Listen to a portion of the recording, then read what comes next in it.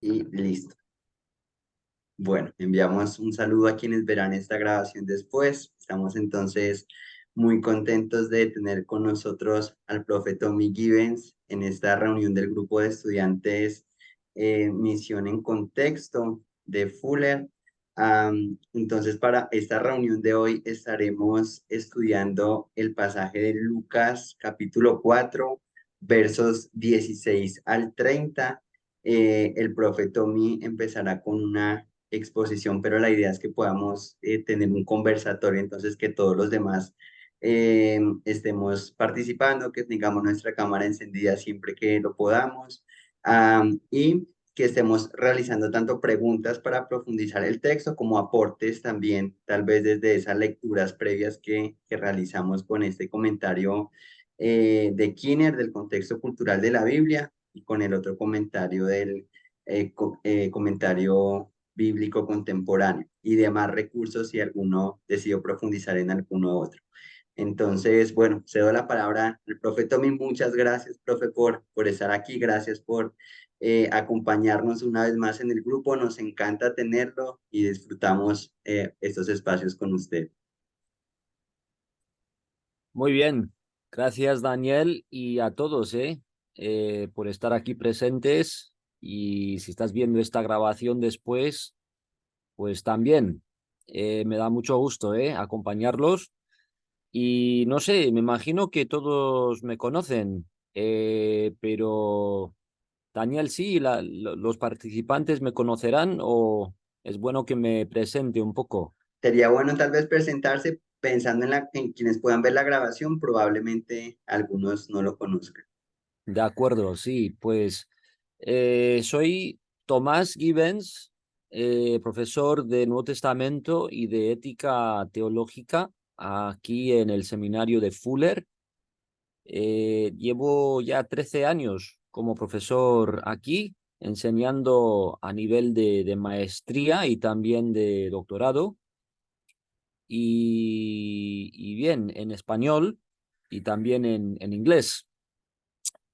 Pero bueno, mi trasfondo también incluye trabajo misionero, una formación pues evangélica a grandes rasgos aquí en Estados Unidos, pero para mí la experiencia de vivir el evangelio un poco fuera del contexto en que había nacido, pues tuvo mucho impacto en mi propia imaginación, mi comprensión del evangelio. Estaba trabajando en España como misionero durante varios años, entonces algunas de las inquietudes que se despertaron en aquel entonces, pues han sido el ímpetu de mis investigaciones académicas desde entonces, las cuales han abarcado el tema de Jesús como figura revolucionaria en su época, y eso un poco igual nos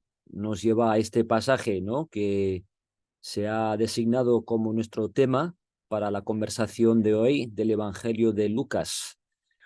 Yo no quisiera, pues, repetir lo que se podría estudiar en los comentarios y tampoco, pues, dar una exposición aquí larga. Creo que será interesante que nuestro coloquio, pues, se nutra de las preguntas y aportaciones de todos, ¿eh? Entonces, eh, propongo aquí pues hablar 2, 3 minutos sobre este pasaje para pues proporcionar quizás un poco de marco de referencia sobre este pasaje y luego pues el diálogo puede pues seguir las preguntas, inquietudes que tengan. Bien, como digo, este pasaje se sitúa en el Evangelio de Lucas. Y los que han estudiado conmigo aquí en Fuller sabrán que para mí es muy importante hacer un esfuerzo por entender en qué momento se presenta cierto pasaje en un libro de la Biblia y no pensar en la Biblia como una colección azarosa de fragmentos, sino de tomar en serio la presentación literaria eh, y de otras características también de las porciones de la Escritura, que, que nos llegan y que queremos estudiar para guiar nuestra vida. Con respecto a este pasaje en Lucas, pues estamos cerca del inicio del Evangelio. Esto realmente es el primer discurso público de Jesús. Se podría entender como una especie de manifiesto de Jesús.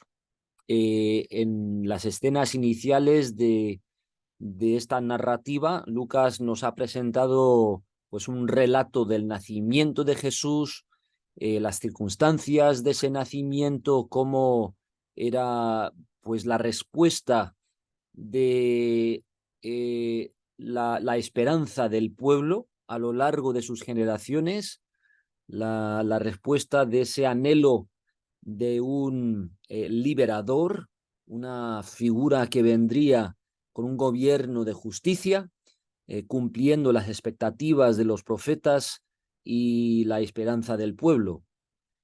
Entonces, justo antes de esta escena, Jesús ha sido tentado por el diablo y igual si quieren podemos ver un poco más de eso en detalle, pero para decir algo pues un poco por encima, Jesús ha sido tentado como un rey, porque durante su bautismo ha sido ungido como el rey final de su pueblo, como hijo de Dios.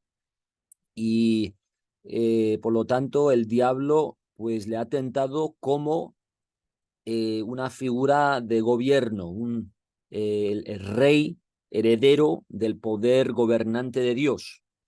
Y entonces en esas tentaciones se ve un poco de manera programática lo que enfrentaba un rey como Jesús en su época y luego en su primer manifiesto, después de esa escena de bautismo y tentación, pues se nos presenta un poco el programa, por así decirlo, de Jesús. Eh, Evidentemente, Jesús presenta su programa como el cumplimiento de la visión del profeta, concretamente en este caso el profeta de Isaías, y es un programa, una misión, pues del poder del Espíritu de Dios, quien pues obra de una manera concreta en la tierra. Muchas veces, como me imagino que todos los participantes en esta conversación apreciarán, la tendencia en la iglesia, a veces más aún en la iglesia protestante, ha sido pues abordar esta misión de Jesús según el Espíritu en términos exclusivamente espirituales, como si no tuviera ningún efecto concreto en la realidad política o social o económica de su generación.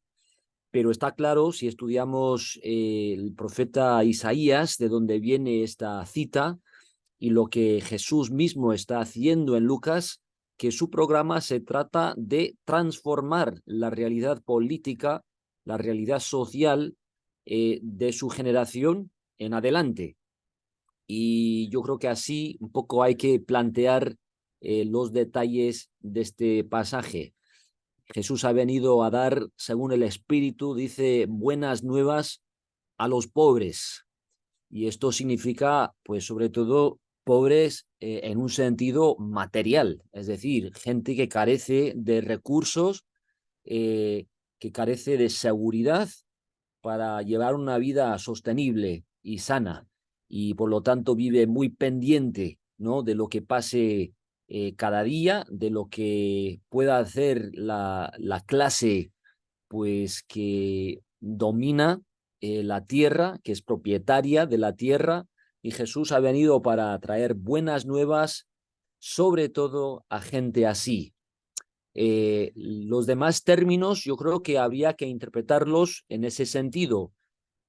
Por ejemplo, vista a los ciegos, si nos fijamos en Isaías, sí que se trata de la ceguera física hasta cierto punto, pero mucho más.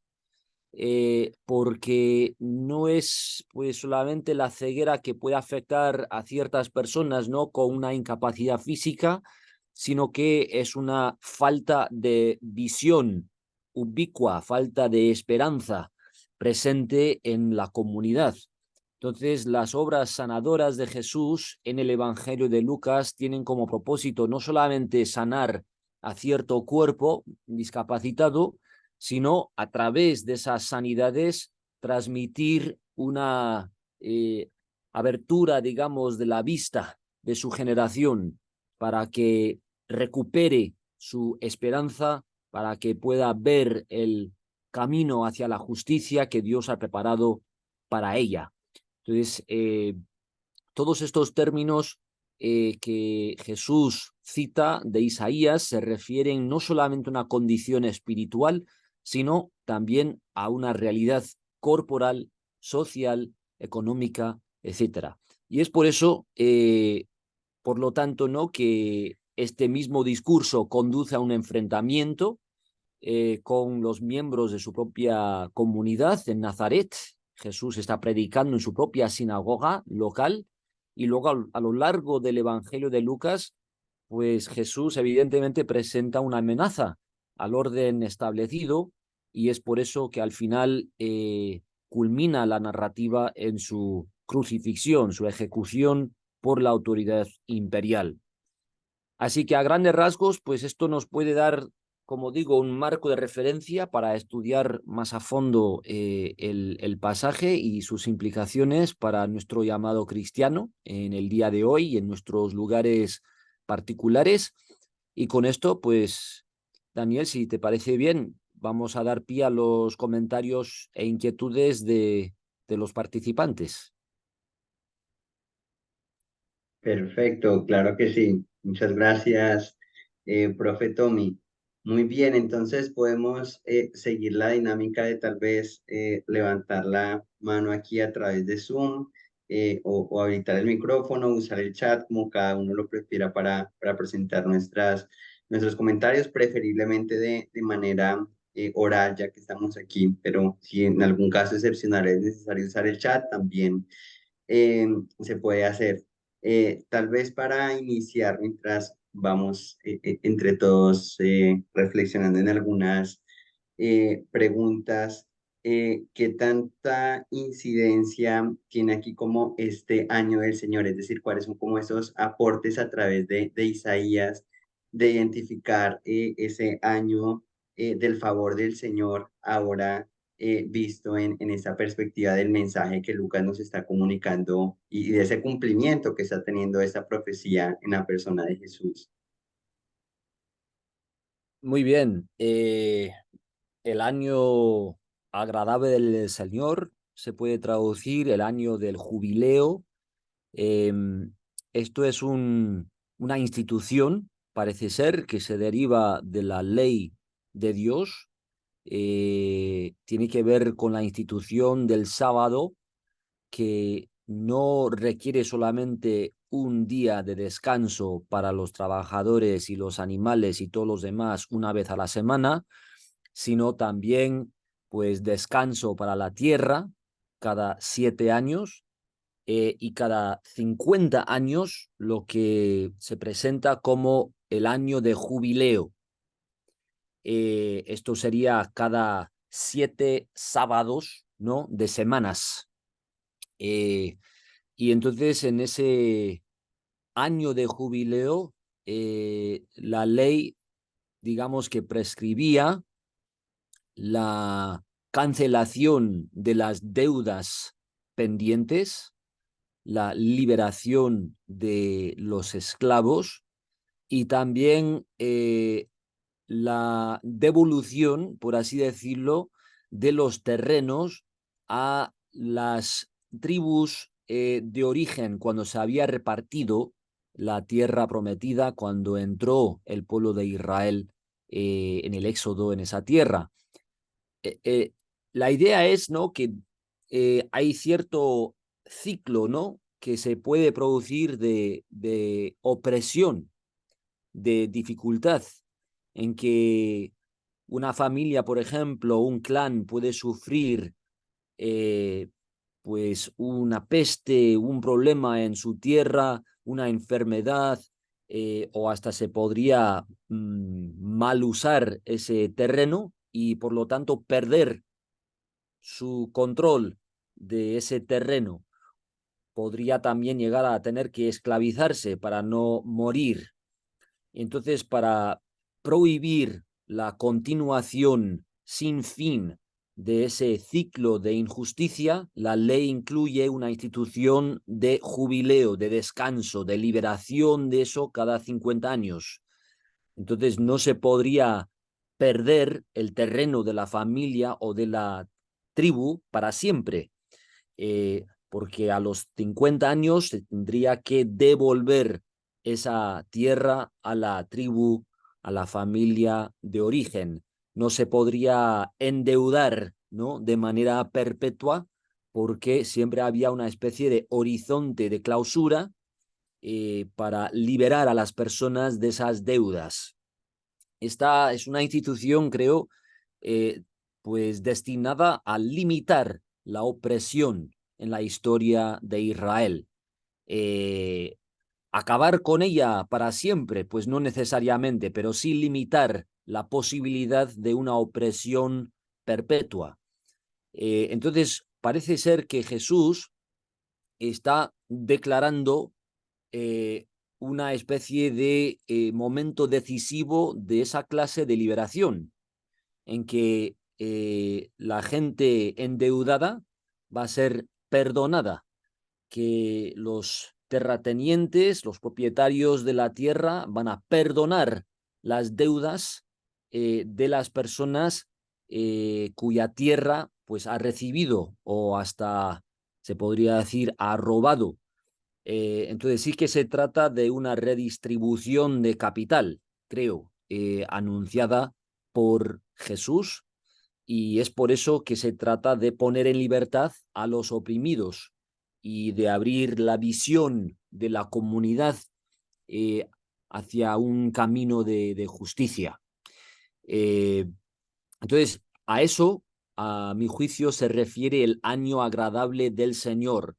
Eh, es difícil para mí decir de manera concluyente que Jesús está declarando pues el siguiente caso, ¿no?, de esa institución de cada 50 años. Me da la impresión que se trata aquí de un caso más culminante, no se trata simplemente de hacer lo que se ha hecho antes, supuestamente cada 50 años, aunque no está claro que Israel pues respetara esta institución, sino que parece que Jesús está declarando un momento escatológico, o sea, un momento de liberación última, porque va acompañada esta llamada de Jesús, digamos, de también la proclamación del reino de Dios, que es la expectativa de los profetas del gobierno final del Dios de Israel. Entonces, para mí parece ser que Jesús está, digamos,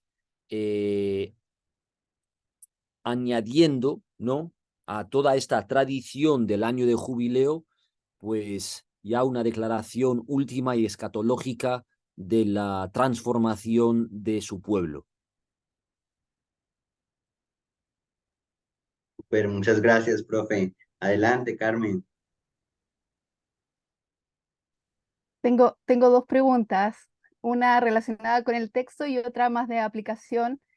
Eh, en algún momento escuché un comentario de que el enojo que se provoca ahí en la sinagoga no es solamente por la lectura y porque Jesús haya dicho que hoy se cumple en mí esta escritura, sino porque además él se salta el concepto de que aparece en Isaías, ¿no? De el día de la venganza de nuestro Dios.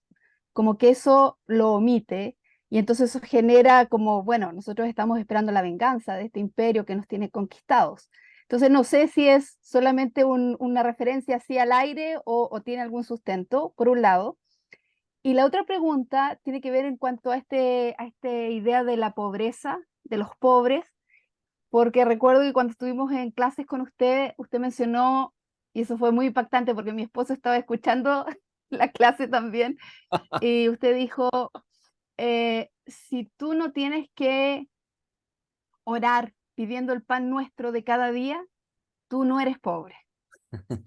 Y eso fue una idea que nos caló mucho, porque mi iglesia es quizás de clase media, y entonces cuando lo compartimos en nuestra iglesia fue como, o sea, la gente era como, ok, bueno, sí, no soy pobre, pero tampoco soy millonario, entonces me cuesta, pero enfrentarnos a esa realidad de la pobreza fue nos movió el piso, ¿no? Acá en Chile estamos acostumbrados a los terremotos y nos terremoteó definitivamente.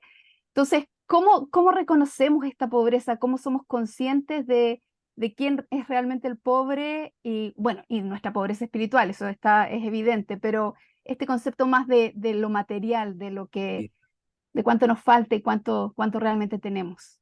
claro, muy bien. Gracias, Carmen. Muy buenas preguntas. Referente a la primera, me resulta difícil atribuir algo muy fuerte al silencio de Jesús sobre la última línea, ¿no? De esa porción de Isaías. Tampoco tenemos muy claro, ¿no? La versión de Isaías que tenía delante, ¿no? Aquí se cita, parece ser, de la Septuaginta, ¿no? Que sería la versión en griego. Es probable que Jesús estuviera leyendo el texto hebreo, ¿no? De Isaías, y entonces se podría producir cierta disparidad entre esas dos versiones de Isaías, aunque, como digo, no estamos muy seguros. De todas maneras, a mi juicio, en el contexto resulta difícil atribuir la ira de los presentes hacia Jesús a esa omisión, porque cierto es, ¿no?, que la gente se escandaliza un poco de la autoridad con la que Jesús habla, se empieza a maravillar y tal, ¿no? Nos dice el texto después de que termina de leer, pero luego la explosión, ¿no?, de buscar matarlo, me parece que es ocasionada por lo que Jesús pasa a decir después, lo que sigue diciendo, eh, porque parece que hasta Jesús intensifica lo que ya ha dicho en su proclamación inicial al decir que, pues, un profeta entre su propio pueblo, pues no suele ser aceptado.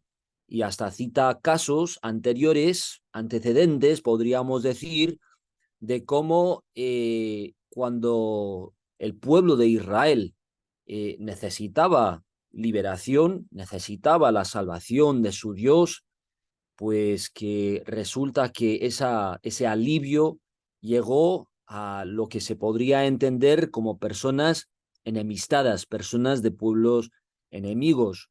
La viuda, por ejemplo, en la época de Elías, de Sidón, luego Naamán, ¿no?, el sirio, el sanado de la lepra, mientras que los leprosos en Israel no fueron sanados. Entonces, Jesús como que da a entender que el rechazo de su propia aldea, ¿no?, de Nazaret, pues que sigue un patrón ya establecido en que el pueblo de Dios no quiere abrirse a los profetas, a la presencia de Dios que tienen delante de sus narices. Parece que nos gusta más solamente seguir a figuras románticas y exóticas, ¿no?, que no están muy cerca y muy conocidas dentro de nuestra comunidad. Es más fácil seguir, ¿no?, a un predicador, una predicadora así remota y no tan íntima, digamos, con nosotros. La gente de siempre, ¿no? La gente de todos los días, ¿no? La gente cansante con la que vivimos un día tras otro, pues difícilmente podemos ver a esa gente como profetas, como mensajeros de Dios. Entonces, eso me parece a mí, Carmen, es lo que da pie al rechazo de su propia comunidad local, el cual les lleva a buscar matarlo, ¿no?, tirándolo por un precipicio ahí en Nazaret. Entonces, eso sería una interpretación para mí más convincente la que atribuye esa reacción violenta de su comunidad a la omisión de cierta línea de Isaías y las implicaciones que eso podría tener con el imperio o algo por el estilo. La segunda pregunta, pues una pregunta peliaguda, ¿no? Porque el caso es para mí que hay que respetar, digamos, las diferencias económicas, las realidades económicas de la generación de Jesús en sus condiciones locales y las condiciones nuestras, ¿no? No se puede comparar de manera fácil. Hay muchas diferencias que hay que tomar en cuenta. Pero el caso es que creo que en nuestra sociedad medio capitalista, ¿no? Eh, casi todos nos imaginamos que somos pues los pobres o los que no tenemos lo suficiente y vivimos bajo la presión de ciertas personas, ciertas clases superiores a la nuestra que tienen más, ¿no? Y en comparación con esos ricos, pues nosotros no somos ricos. Así que seremos o pobres o casi pobres, en comparación con los que siempre tienen más, que tienen lo que nosotros deseamos tener y tal. Y esa mentalidad me parece que no sé, nos quita quizás la visión de reconocer que la pobreza en la época de Jesús no se refiere solamente a la gente, digamos, que no es tan rica como los demás, ¿no? Se refiere a gente que más o menos tiene que ganar su pan de cada día con su trabajo. No han podido ahorrar nada, no son propietarios de ningún terreno. Todos los días para comer están pendientes de lo que pueden hacer, trabajar y tal ese día. Entonces, eso parece, por lo menos en términos económicos, describir la condición de pobre en la época de Jesús. En Lucas, el término pobre también abarca otras categorías de personas, por ejemplo, gente enferma, gente que tiene cierta discapacidad, que debido a esa condición se encuentra un poco con la incapacidad de llegar a estabilizarse económicamente, ¿no?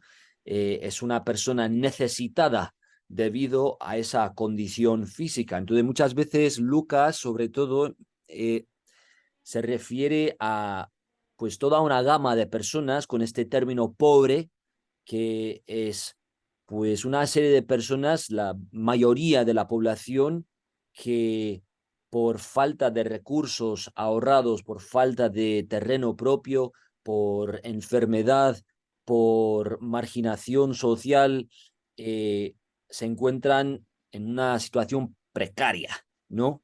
Pendientes. Y entonces, bajo esa descripción, yo creo que tenemos que reconocer, ¿no? La mayoría de las poblaciones de nuestras iglesias que no somos pobres, ¿no? Que tenemos pues cierta estabilidad, que no estamos pendientes de que si vamos a poder comer en el día de hoy o no, y que si nuestro mensaje, si nuestra vida no está transmitiendo buenas nuevas a gente así, si no está fomentando el cambio socioeconómico para hacer llegar a personas así una mayor estabilidad, entonces es muy difícil que sea el Evangelio de Jesús, ¿no? Eh, bien, pues otra cosa que se me ocurre decir, hermana, es que no quiero dar a entender a través de esto, ¿no? Que nosotros debemos conformarnos con un sistema económico en que unos pocos tienen la vasta mayoría de los recursos y un control exagerado, ¿no? De los recursos naturales y tal, mientras que la mayoría de la población pues vive igual no una precariedad, ¿no? Diaria, pero sí una situación de igual falta de estabilidad, de explotación de recursos naturales, la calidad de su aire, de su agua, ¿no? Otras cosas. Entonces, no quiero dar a entender que nosotros no debamos buscar una mayor justicia, aun si no nos clasificamos necesariamente como personas pobres. Aún así, yo creo que queremos buscar una distribución más justa, más sostenible de la riqueza de los lugares, las tierras, las sociedades en los que nos encontramos. Entonces, hay que poder decir las dos cosas, ¿no? Aunque igual no nos vamos a clasificar como pobres en relación a los ricos, ¿no? Que siempre habrá, ¿no? Sin embargo, sí queremos abogar por una justicia más completa, económica, incluso para nosotros. Eso también se puede y debería, para mí, decir.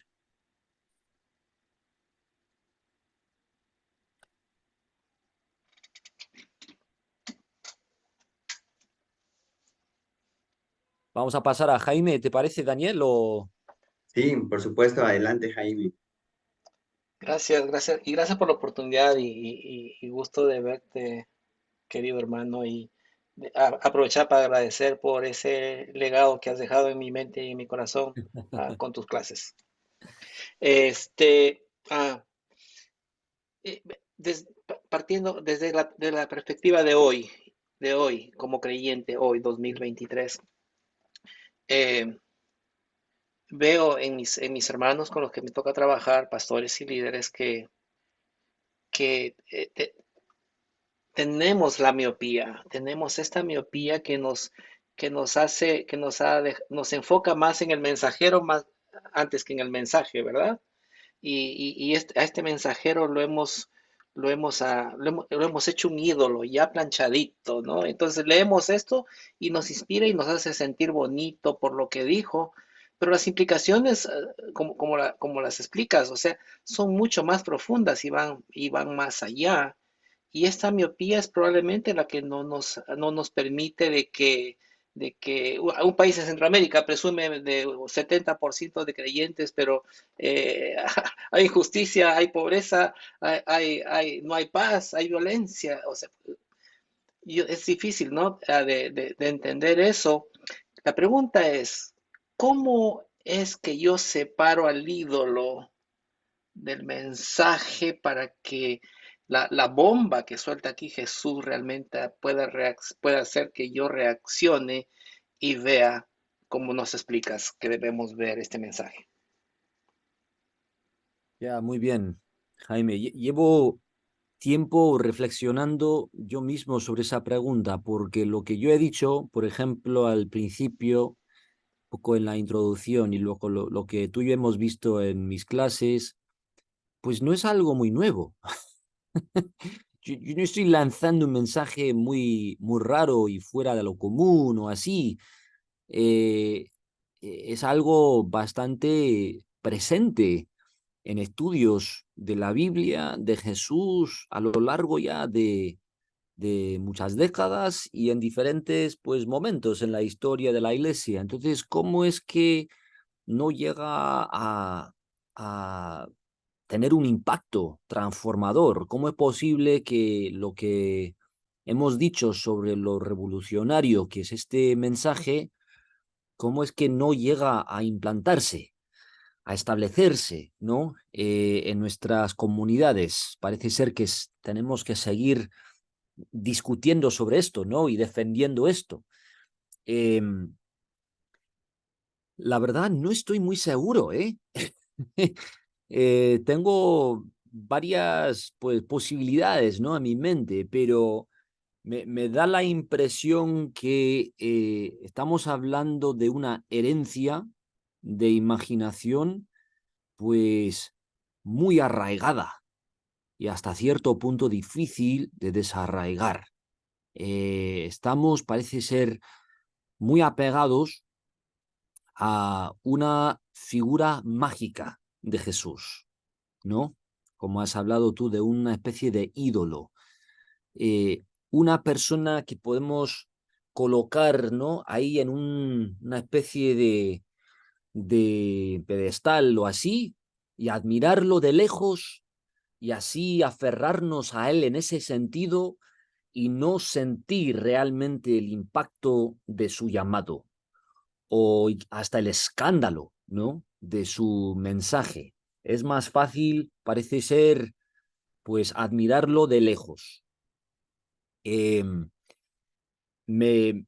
de los motivos por los que yo creo que es algo muy arraigado, en un sentido, yo diría, sociopsicológico, es la mitología de superhéroes que ha predominado, ¿no?, en nuestra cultura en los últimos, no sé, 50, 60 o más años. Pero esto evidentemente ha tenido su impacto no solamente en Estados Unidos, sino que se ve el entusiasmo por la mitología del superhéroe por todo el mundo. Y en Latinoamérica a lo largo, ¿no?, de toda esa realidad.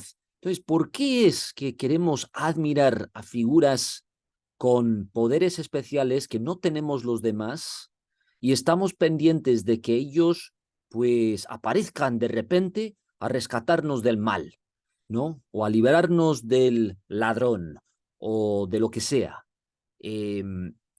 Parece ser, ¿no?, que tenemos cierta adicción, ¿no?, a una realidad en la que dependemos, ¿no?, de un poder lejano, remoto, que supuestamente nos puede liberar a nosotros sin que cambiemos nosotros casi nada. Eh, entonces, ¿cómo combatir esta tendencia arraigada, heredada, ¿no?, entre nosotros? Para empezar, hermano, yo creo que hace falta una renarración, por así decirlo, ¿no?, del poder de Jesús. ¿En qué consiste su poder? Si leemos, por ejemplo, sus obras de liberar a las personas de la ceguera como obras de un superhéroe que de repente llega, ¿no?, rescata a la persona necesitada y luego desaparece y realmente no cambia nada sobre la situación, ¿no?, que ha producido esa ceguera, entonces reforzamos esa idea de Jesús como superhéroe y todos los demás como pendiente de la llegada de los superhéroes y si no llegan, pues no se va a cambiar nada.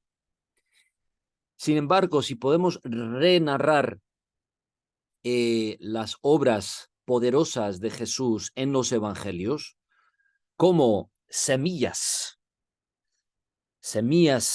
que pretenden crecer, expandirse en el tejido social.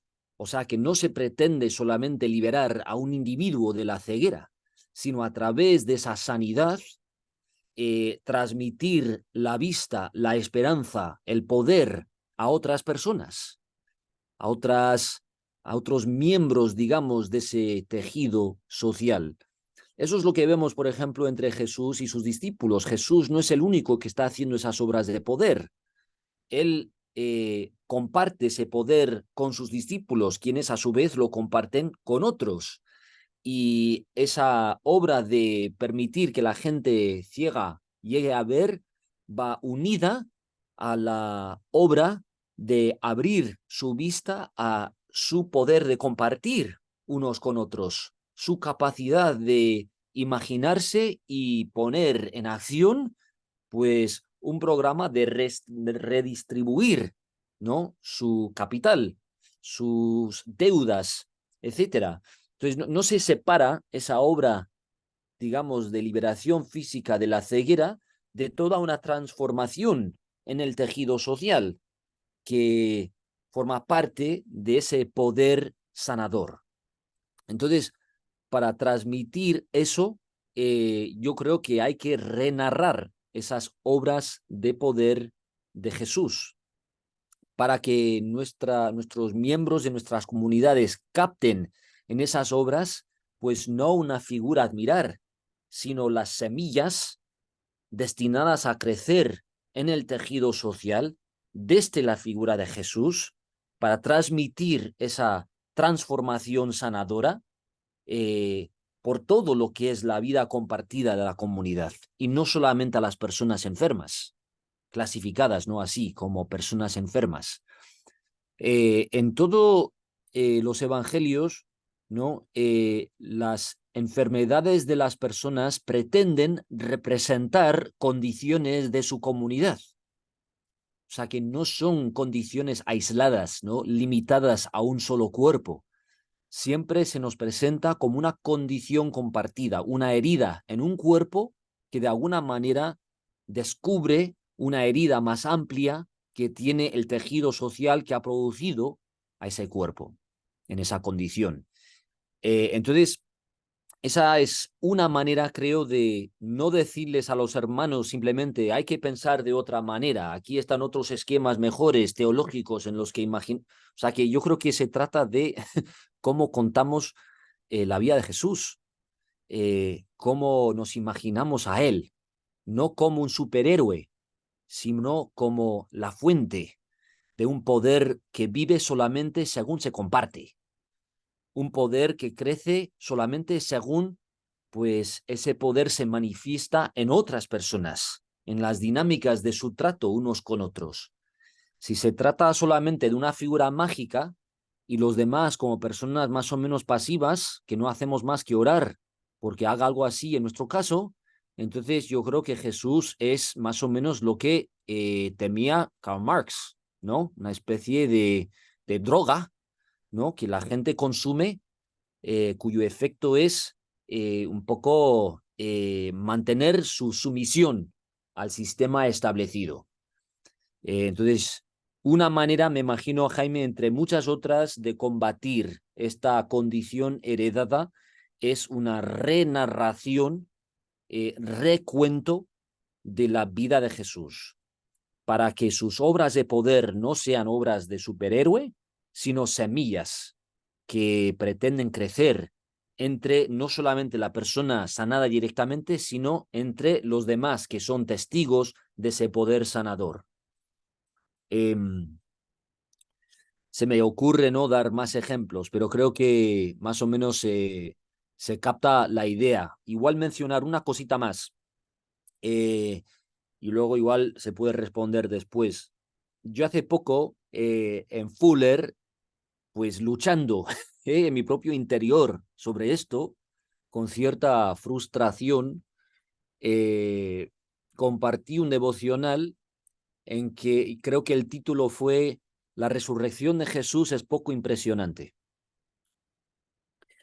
Y lo que quería enfatizar es que en los relatos de las apariciones, digamos, de Jesús resucitado, la verdad es que no impresionan mucho.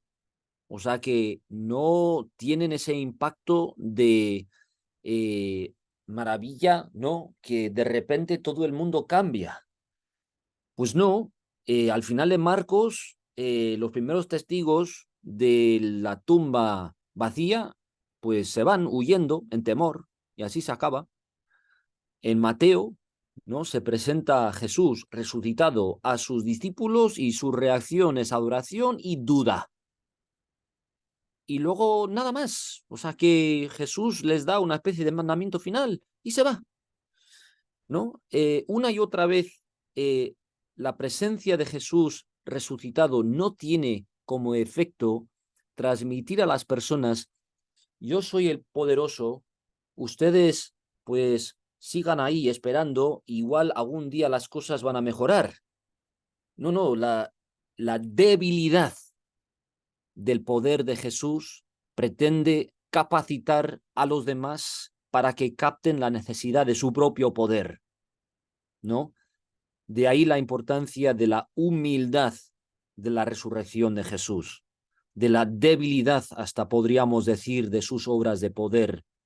Otro ejemplo, ¿no? Que se me ocurre es cuando da de comer, ¿no? Esto referente a la pregunta de Carmen. Cuando da de comer a las multitudes, uno de los milagros más celebrados de Jesús. Pero ¿qué pasa a esta gente que tiene hambre al siguiente día? O sea, se levantan y no ha cambiado el mundo, ¿no? Pues los mismos ricos siguen dominando la tierra, están pendientes una vez más de lo que va a salir. Entonces, el poder de esa señal depende de lo que transmite a los participantes y los testigos de ella. Cómo aprenden del poder de Jesús, el poder que ellos tienen para compartir la comida donde parece que no hay suficiente. Entonces, ese es otro ejemplo, ¿no? De cómo hay que renarrar ciertas dimensiones de quién es Jesús para transmitir a Jesús no como superhéroe admirable desde lejos, sino como una semilla humilde cuyo poder depende de cómo se extiende a través de los demás.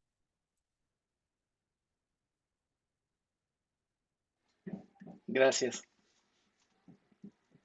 Súper, gracias, profe. Adelante, Claudia.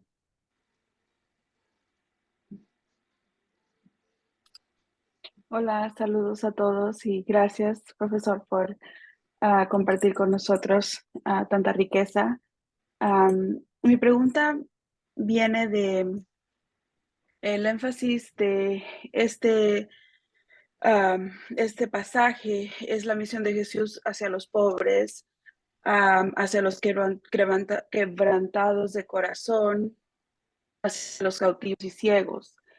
¿Y qué hay para aquellos que no se dan cuenta de su pobreza o no se consideran pobres o no se consideran quebrantados de corazón o enfermos? Por ejemplo, a un grupo de jóvenes donde la salud es lo que se destaca en ellos, la energía, la oportunidad, especialmente en países como Estados Unidos.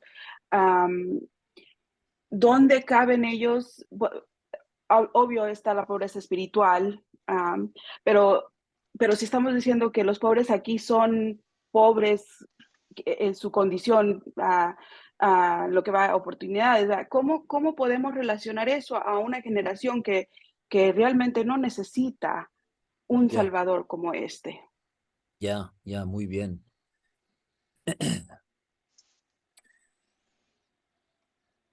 Vamos a ver.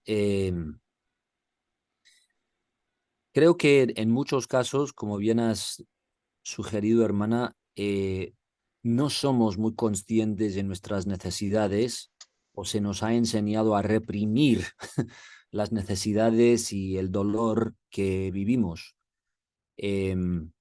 Entonces, hay que plantear, ¿no? Cómo es que llegamos a conocer mejor nuestra propia necesidad, sobre todo si no es una necesidad inmediatamente reconocible como material, en estos términos de pobreza, por ejemplo. Yo creo que para empezar es importante seguir el trayecto de Jesús que encontramos en los evangelios. Y es que Jesús busca solidarizarse, compartir su vida, unir su presencia donde la gente se encuentra más herida. O sea que los jóvenes de hoy, yo creo que es difícil, ¿no? Que nos pongamos a decirles ahí en la escuela dominical que tienen que ser más conscientes de su dolor, de su necesidad del Señor y tal, cuando igual no lo están notando conscientemente. Pero en nuestras ciudades siempre hay gente necesitada, siempre hay gente cuya herida no se puede esconder. Y para mí es crucial que los jóvenes y los demás estemos buscando la posibilidad de estar precisamente en esos lugares y con esa gente. Porque la verdad es que estamos viviendo en sociedades que producen a heridos, que producen a pobres, eso sí. Y una de las maneras en que esos sistemas se mantienen es que esos pobres y necesitados y heridos pues se quedan un poco en los márgenes y los demás podemos vivir sin tener que tomarlos muy en cuenta. Entonces nosotros podemos interrumpir ese ciclo, esa tendencia, mojándonos un poco, por así decirlo, con esa gente herida. No como sus salvadores, porque muchas veces no va a ser así, sino como sitios, digamos, lugares de revelación, lugares en que aprendemos cómo es nuestra sociedad, cómo es nuestra vida. Vemos esas partes algo escondidas, ¿no? De los patrones de nuestra vida en muchos lugares de nuestras ciudades. Y a raíz de esos encuentros con gente herida, gente pobre, gente necesitada, creo que es mucho más posible entre los jóvenes, pero entre los demás, describir cómo es la necesidad no solamente de esas personas, sino de nosotros también, porque formamos parte de la misma sociedad que produce a esas personas. Entonces Jesús, claro, de vez en cuando el hombre come con ricos, ¿eh? Eso no hay que negarlo, pero parece que se concentra el tiempo, su energía, eh, su presencia, digamos, entre gente necesitada. Y creo que esa concentración de tiempo, de presencia, de energía, también debería caracterizar a nuestra vida como sus seguidores. Y trabajamos, por lo tanto, desde ahí. No solamente ahí, porque la salvación del Señor pretende extenderse hasta los confines de la tierra, pero obra desde los lugares de necesidad, desde las heridas, ¿no?, de la comunidad.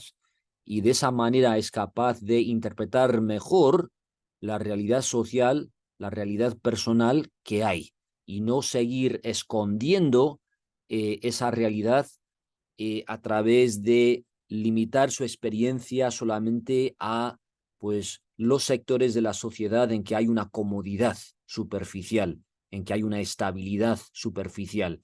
Y luego resulta que si vemos un poco más de cerca que la gente está deprimida, que sus familias están muy rotas, que están sufriendo no sé qué, ¿no?, en la salud mental, en fin, resulta que la herida en realidad es una herida compartida a lo largo, ¿no?, de la extensión de la sociedad, pero muchas veces nosotros estamos ciegos a esa herida debido a las condiciones de vida en que nos encontramos separadas, esas condiciones de las de los que clasificamos como necesitados o pobres, etcétera. Entonces, para combatir eso, yo creo que hay que buscar una mayor intimidad precisamente con esa gente, esos lugares de nuestra ciudad, eh, esos lugares de nuestra memoria también, de nuestro futuro, mayor intimidad con los heridos y así de esa manera descubrir nuestra propia herida y cómo nuestra sanidad depende precisamente de esa solidaridad con los demás.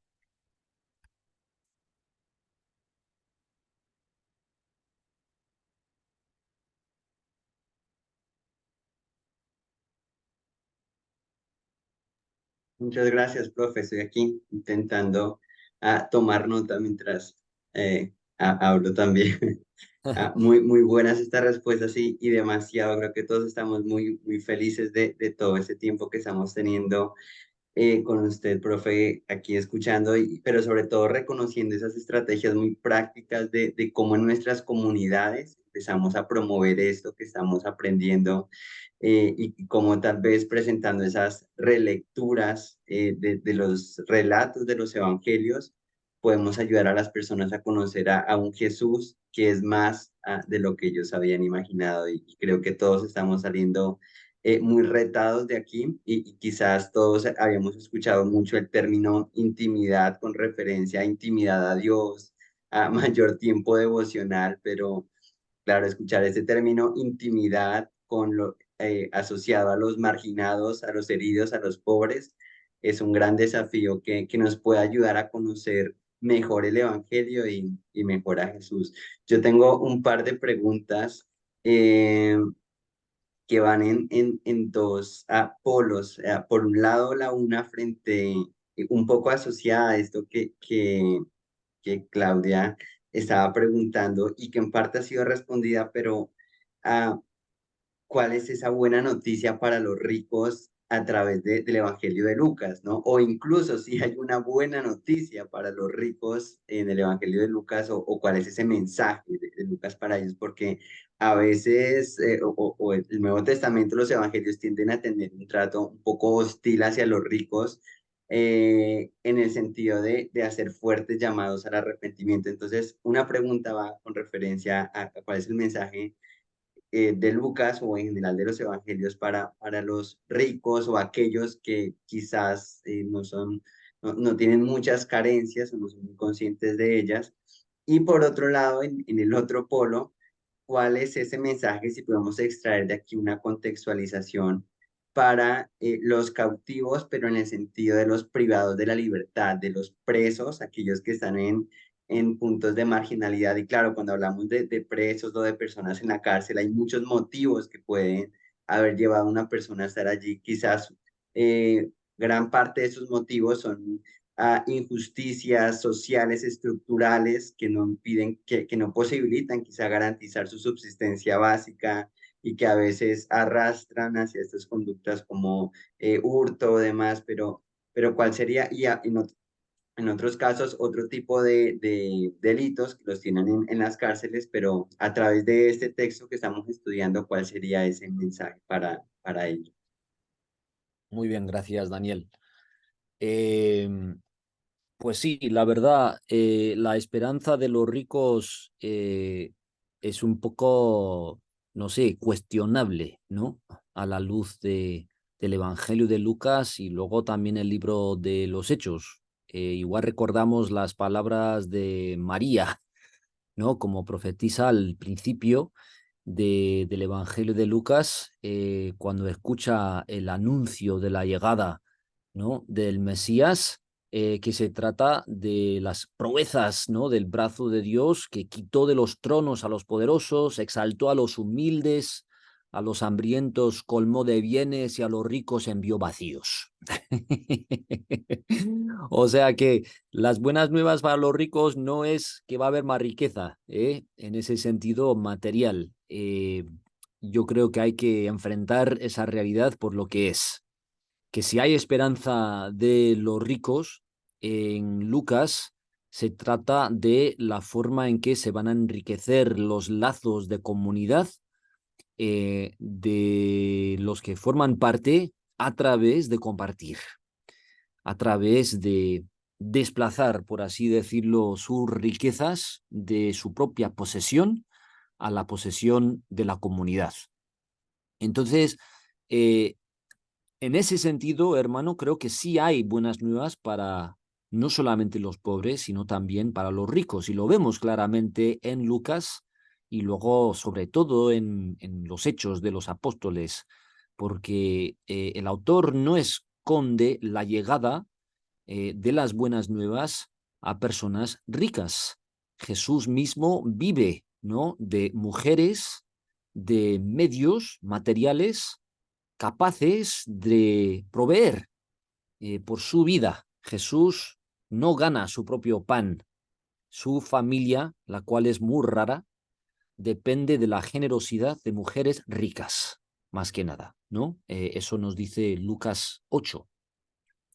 Pero ¿qué es lo que vemos precisamente en esto? ¿No? Que estas personas herederas de bastante riqueza entienden esa herencia como un llamado a redistribuir lo que ellas han heredado para que sea la herencia de otros, y no solamente de sus propios hijos, por ejemplo, o de sus propios descendientes o su propio sector de la economía o de la comunidad, sino que entienden esa herencia material como motivo de redistribuir lo que ellos han podido controlar y de esa manera experimentar la esperanza del Evangelio.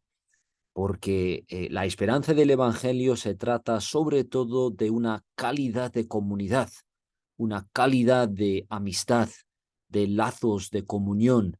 No se trata de la posibilidad de una vida individual cada vez más independiente, ¿no? Como muchas veces se nos anima a esperar en un sistema capitalista.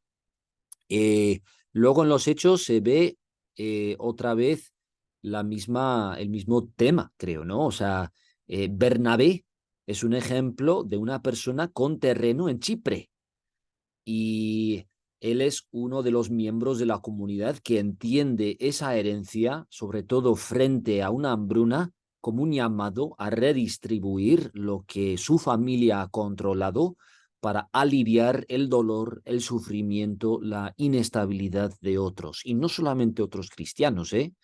Eso se reparte en el tejido social, donde la herida de la hambruna se note con la mayor severidad.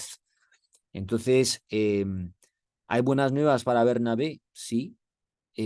Consiste en la posibilidad de los lazos que se van a producir si comparte lo que tiene, no para recibir de vuelta lo que él ha invertido, no de manera material. Lo que recibe de vuelta son los lazos de compromiso mutuo y amistad, ¿no? Que esa inversión de capital ha podido fomentar. Entonces, las buenas nuevas para mí, para los ricos, se trata de eso, ¿no? De la clase de vida que se puede producir si se comparte de manera generosa y no para poder recuperar la inversión de manera monetaria, sino para recuperar esa inversión en una especie de capital social, ¿no? Una vida compartida. Lo cual, hombre, hay que decirlo, ¿no?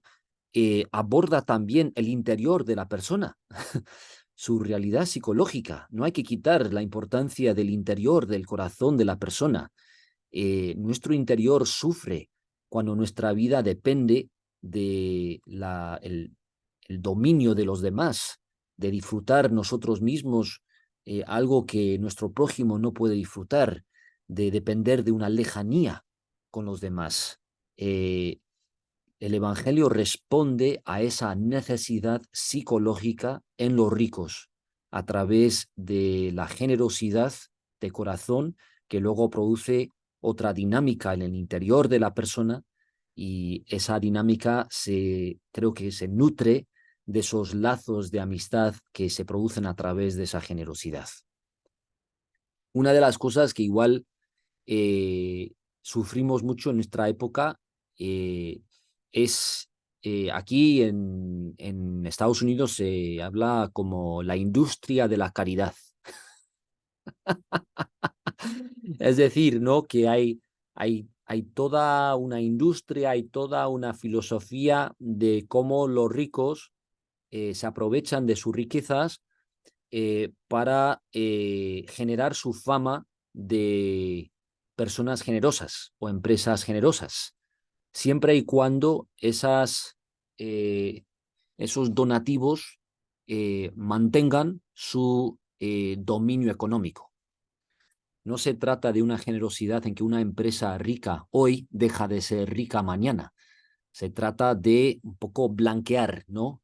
La fama o el nombre de una empresa o de una persona a través de su generosidad económica, la cual acaba pues generando incluso más riqueza para esa persona o para esa empresa. Para mí esas no son buenas nuevas, eso es más de lo mismo. Entonces no buscamos elogiar o enaltecer a los ricos cuando son muy generosos, si esa generosidad no hace otra cosa que mantener su riqueza. Estamos buscando pues promover una generosidad que realmente redistribuye el capital. Bien, la otra pregunta, Daniel. Madre mía, qué complicada, ¿no? Yo quisiera hablar igual de dos vías, ¿no? Para responder a esta dificultad de gente privada de su libertad personal a través del encarcelamiento. Pues la primera vía para mí es buscar la reforma del sistema penal y del sistema de cárceles y prisiones que existe en nuestra sociedad. Esto depende de muchas cosas. En mi contexto, por ejemplo, sí que se trata de dejar de privatizar las prisiones, porque las prisiones en Estados Unidos son cada vez más empresas cuyos fines económicos se respaldan con el número y el maltrato de los prisioneros. Entonces, eso es incentivar la falta de libertad, no promover la libertad, ni tampoco la rehabilitación de personas supuestamente delincuentes o lo que sea. Entonces, en nuestro contexto aquí en Estados Unidos se trata de restaurar el sistema de prisiones a lo que es el sector público, en que se mantiene con la renta, ¿no?, de la sociedad pública y que no sea una cuestión de fines lucrativos. Eso creo que añadiría presión a la población en general, en que vemos la prisión como una deuda compartida, no la deuda solamente de la persona encarcelada. Luego, otra forma, ¿no?, de seguir por esta línea de reforma en el sistema penal, sobre todo en sociedades en que no se ha privatizado la prisión, es buscar transformar cómo comprendemos la deuda que esa persona tiene que pagar, cómo es que se ha endeudado para empezar y luego cómo es que va a pagar esa deuda. El encarcelamiento, pues realmente lo que hace es transmitir la deuda a solamente una persona, como si fuera su carga, independientemente de los demás. Y yo creo que es muy interesante buscar medidas de reforma en que los lazos de esa persona, ciertas comunidades asumen algo de la carga de rehabilitación para que no repercuta esa carga exclusivamente en la persona encarcelada. Entonces, eso podría entender en términos de las medidas de apoyo, ¿no?, que esa comunidad le garantiza a esa persona para que no tenga que, pues, buscarse la vida, por ejemplo, para salir de la prisión. Igual con ciertos esfuerzos comunitarios se puede minimizar la sentencia de encarcelamiento que tiene que atravesar, porque hay cierta confianza que con la intervención de una comunidad no hace falta un plazo tan largo de aislamiento social, sino que hasta es interesante pues aumentar o hasta hacer más breve su plazo de aislamiento, porque hay una comunidad pendiente de fomentar su rehabilitación plena al salir, ¿no? Entonces, esto es una manera de repartir la deuda para que esa deuda no se esté cayendo exclusivamente sobre los hombros de la persona encarcelada, que es un poco el principio de nuestro sistema penal heredado. Evidentemente, se podrían plantear otras vías, ¿no?, de estas, en que la rehabilitación, por ejemplo, se convierta en la meta de los procesos de disciplina social. Actualmente nuestras prisiones no son lugares de rehabilitación, madre mía, o sea, que suelen ser lugares de hasta empeoramiento, de hasta herir más a la persona, y eso pues no representa realmente ninguna meta digna de una sociedad. Lo que queremos hacer, si es que vamos a separar a una persona del tejido social normal durante un plazo de tiempo, es aplicar medidas de reforma, de rehabilitación a la vida de esa persona para que pueda integrarse plenamente en la sociedad. Entonces, para esto hace falta un, pues, reconcepto, ¿no? Una imaginación nueva de para qué mandamos a las personas a la prisión. El término que tenemos hasta en nuestros idiomas de penitenciaría, ¿no?, tiene su historia en los procesos de penitencia que pasarían las personas presas, porque se trata precisamente de un arrepentimiento y de una rehabilitación. Pues ahora en la mayoría de nuestros países, nuestros miembros, ¿no?, de nuestra sociedad, pues se pegan ahí meses, años, etcétera, sin casi ningún esfuerzo por mejorar la condición de vida que esas personas tienen, su realidad psicológica, etcétera, etcétera. En fin, esa sería una vía, ¿no?, de transmitir buenas nuevas a los encarcelados. Un ejemplo también que se ha producido aquí en Estados Unidos en casos de delitos muy graves como el asesinato, esto se acaba de dar, por ejemplo, en Carolina del Norte, es pues cuando la familia de la víctima, por ejemplo, de un asesinato está disponible, pues permitir unas medidas alternativas de rehabilitación que no sean la prisión para la persona. Y el Estado asume algo de la carga, ¿no? Para aplicar esas medidas, pero con el apoyo de la familia de la víctima y igual las otras personas afectadas por ese delito. Entonces, no se trata simplemente de una justicia que retribuye, ¿no? De castigo. Se trata de cómo podemos buscar, pues, una sanidad de la herida, no simplemente herir a otro de una manera más o menos paralela a la herida que esa persona ha producido, ¿no? A través del delito. Entonces, esos caminos de justicia, caminos alternativos, que no sea una cuestión simplemente de un castigo, yo creo que también son vías interesantes, ¿no? A buscar para las personas que se van a encontrar en la prisión bajo el sistema actual.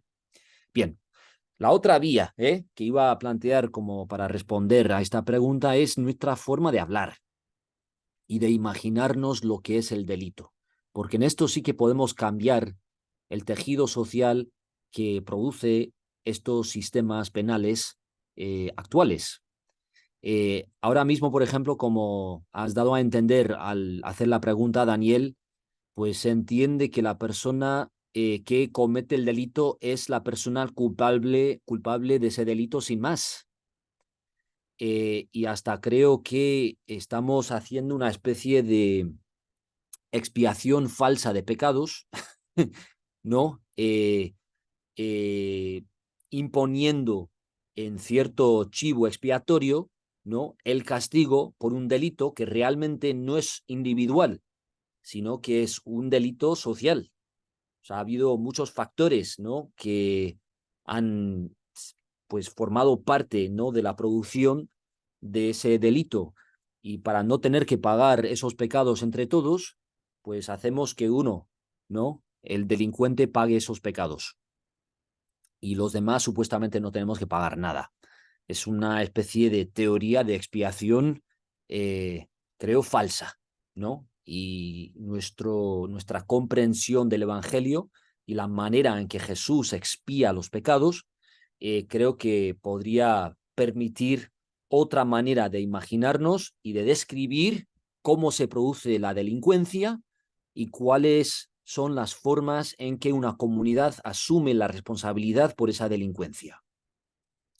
Entonces, en nuestra manera de hablar, yo creo que es muy importante no mantener este mito, ¿no? De ciertas personas malas que cometen horrores y queremos cambiar ese discurso para que sí que haya responsabilidad individual, pero también compartida con otros, quienes han fomentado las condiciones de vida en las que se ha producido esa delincuencia, quienes tienen la obligación, por lo tanto, de pagar los pecados producidos por esas condiciones.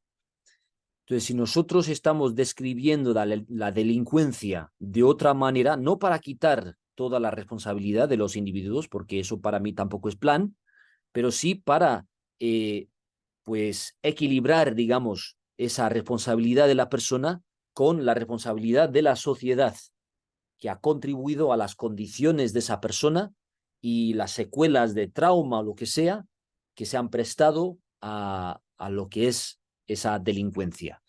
Entonces, a través de esa manera de contar las historias de las personas, de contar las historias de los crímenes, de la delincuencia, yo creo que se produce una mejor imaginación para luego buscar la justicia cuando se cometen delitos en nuestra sociedad, y de esa manera igual sería menos probable imponer esa deuda de un delito solamente en una persona que a quien metemos en una prisión para pagar esa deuda. Eso es fruto de una imaginación fragmentada, ¿no? En que podemos hablar de la culpabilidad de una persona independientemente de la culpabilidad de su comunidad. Nosotros tenemos la posibilidad de hacer imposible esa manera de imaginar a las personas. Súper, gracias, profe. Adelante, Nancy, con tu pregunta. Ya nos vamos acercando al final, pero aprovechemos al máximo hasta el último minuto para este conversatorio. Adelante, Nancy. Muchas gracias. Gracias, Dr. Gibbons, por toda la información. Ya tengo muchas notas que me emociona mucho pensar todo lo que nos está compartiendo. Y nada más añadiendo a lo que usted estaba hablando acerca de, pues básicamente transformar nuestras comunidades. Me llamó mucho la atención cuando habla acerca de cuando Jesús hace un milagro referente a una sanidad. En realidad no solamente es la enfermedad, sino es nada más el síntoma de una enfermedad en el tejido social y tendríamos que ir a la raíz para poder transformar y erradicar esa enfermedad de cierta manera. Y lo mismo sucede quizá con lo que está comentando ahorita acerca de la libertad a los cautivos. No se trata de decir el enfermo no está enfermo o el delincuente no delinquió, sino nos está hablando de una sociedad que está de cierta manera siendo cómplice de ese crimen. Aquí en Estados Unidos es muy interesante las estadísticas de cómo la mayoría de niños que pasan por un sistema de cuidado temporal, de foster care, terminan en prisión. Y es muy doloroso porque se supone que son de los niños más vulnerables que tenemos en el país, que están siendo protegidos por familias que supuestamente están siendo educadas para proteger a estos chicos y de pronto hemos fracasado. Entonces, en las escuelas no los estamos protegiendo, en las familias temporales no los estamos protegiendo y al final, cuando tienen 18 años, ni siguen estudiando, ni se van al militar, al ejército, al contrario, están cometiendo delitos. Y cuando vemos todo eso, no podemos dejar de como iglesia sentirnos responsables. Y usted lo mencionaba muy interesantemente acerca de un anuncio escatológico. Viene Jesús y dice, este es el plan y es el último plan que tengo. O sea, ya no hay más. Este es el plan y si no me aceptan como profeta, pues no van a formar parte de lo que yo estoy haciendo, pero esto es todo o nada.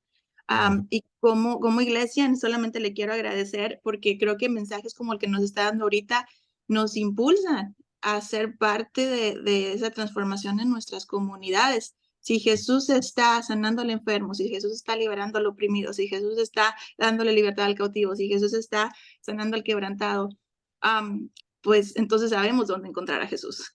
Y quizá por eso en nuestras congregaciones a veces nos sentimos o la gente se puede sentir tan lejos de Jesús porque no estamos donde está Jesús. Y el volver a escuchar estos mensajes es refrescante, pero también es muy retante en este momento de nuestras vidas y de nuestras comunidades de fe, a qué nos está enviando Jesús, dónde está Jesús en nuestras comunidades y cómo podemos entrarle a esa situación de transformación. Así que solamente muchas gracias. Nos deja muchísimo material para seguir pensando. Muy bien, gracias, Nancy.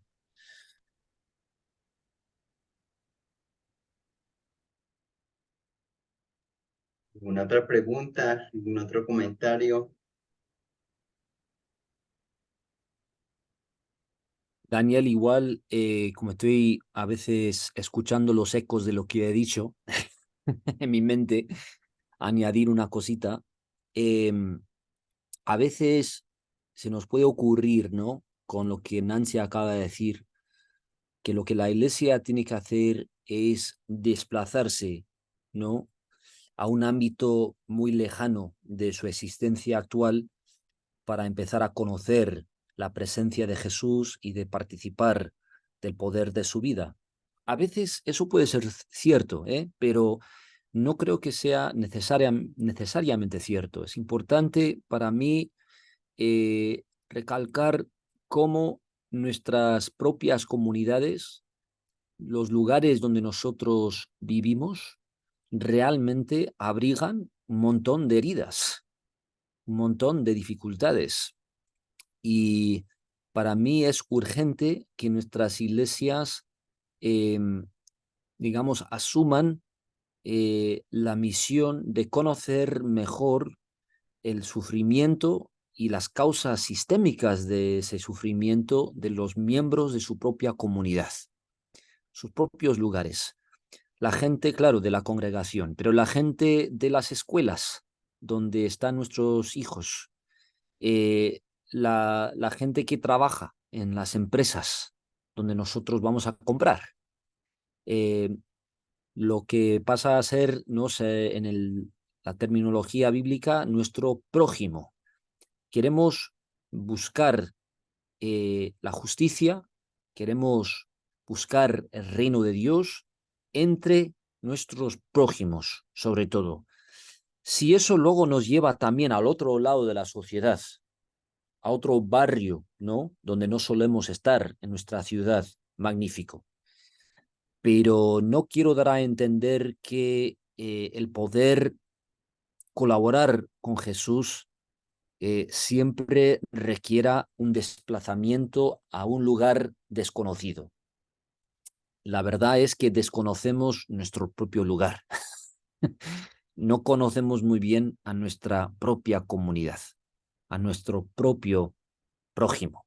Entonces, a través de la oración, a través de las actividades en nuestra comunidad, queremos estudiar mejor, con más rigor, con más paciencia, las necesidades, las heridas ya cercanas. Y a partir de ellas, ¿no? A través de estudiar sus causas sistémicas, buscar cómo tenemos que desplazarnos para entender mejor lo que ya se está sufriendo bajo nuestras narices. Eso creo que es muy importante porque eso permite también, no sé, el movimiento de nuestra emoción, de nuestra vida, donde estamos. Nos permite aprender que Dios realmente ya está presente entre nosotros, donde estamos, aunque igual nos hemos enfriado, ¿no? Un poco a esa presencia por costumbre, por hábito, por lo que sea. Así que tenemos que ir a las prisiones y las cárceles, sí. Tenemos que ir a los barrios pobres, sí. Debemos estar en los hospitales, sí. Debemos ir a la frontera, ¿no? Por ejemplo, aquí en Estados Unidos, entre Estados Unidos y México, y conocer lo que está pasando ahí, sí. Pero no pasando por alto lo que está pasando en nuestra propia iglesia, en nuestra propia ciudad, en la escuela donde van nuestros hijos.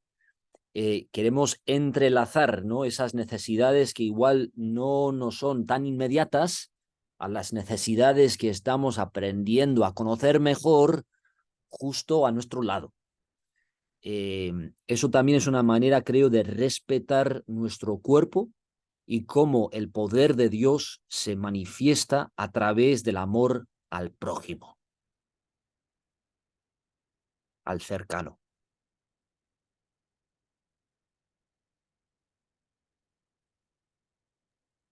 Súper, gracias, profe. Y esa pregunta acerca de la prisión y las personas privadas de la libertad tenían que ver un poco con, yo soy abogado, además de teólogo, y últimamente al ingresar a Fuller, al conocer sobre la misión integral, entonces me he inclinado por el área del derecho, de los derechos humanos, y justamente ahora estoy un poco explorando ese tema de las personas privadas de la libertad, pero nuevamente con su pregunta exploraba acerca de otra vez esta realidad entre delito y pecado, ¿no? Que delito un poco es ese nombre convencional que le dan nuestros países, pero pecado este nombre en nuestras iglesias, y reflexionaba un poco en cómo ese pecado también puedes tener causas estructurales, sociales, comunitarias, y no solamente individuales como frecuentemente lo abordamos en la iglesia, tal vez marginalizando a algunas personas como Ya, pecadores ya. o este está en pecado. Ya.